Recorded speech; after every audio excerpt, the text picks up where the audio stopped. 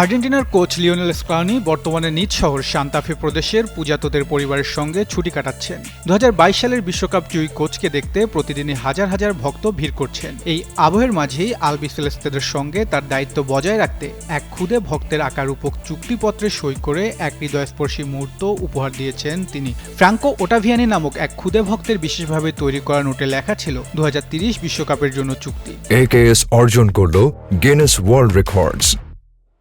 AKS বাড়িতে আসা অন্যদের মতো এটিতেও কোনো দ্বিধা ছাড়াই স্বাক্ষর করেন আর্জেন্টাইন কোচ। এতেই ক্ষান্ত না হয়ে সেই ক্ষুদে ভক্ত আর্জেন্টিনা ফুটবল অ্যাসোসিয়েশনের সভাপতি ক্লাউদিও তাপিয়াকে উদ্দেশ্য করে একটি বার্তাও পাঠায়। সামাজিক মাধ্যমে তার বাবা শেয়ার করা একটি ভিডিওতে ওই ক্ষুদে ভক্তকে বলতে শোনা যায়, এবার আপনার পালা। মূলত সে তাপিয়াকে উদ্দেশ্য করেই এসব কথা বলে। আর্জেন্টিনা ফুটবল দলের দায়িত্ব ছাড়ার বিষয়ে স্ক্যালোনির অনিশ্চয়তার মাঝেই ঘটল এই ঘটনা। স্পেনের বিপক্ষে ফাইনালে হারার পর তিনি বলেছিলেন, চুক্তি থাকায় আমি ডিসেম্বর পর্যন্ত থাকব, আর এরপর সম্ভবত আমাকে সরে যেতে হবে। এদিকে আর্জেন্টিনা ফুটবল অ্যাসোসিয়েশনও জাতীয় দলের কোচ হিসেবে স্ক্যালোনিকে রেখে দেওয়ার চেষ্টা চালিয়ে যাচ্ছেন বলে নির্ভরযোগ্য সূত্রে জানা গেছে।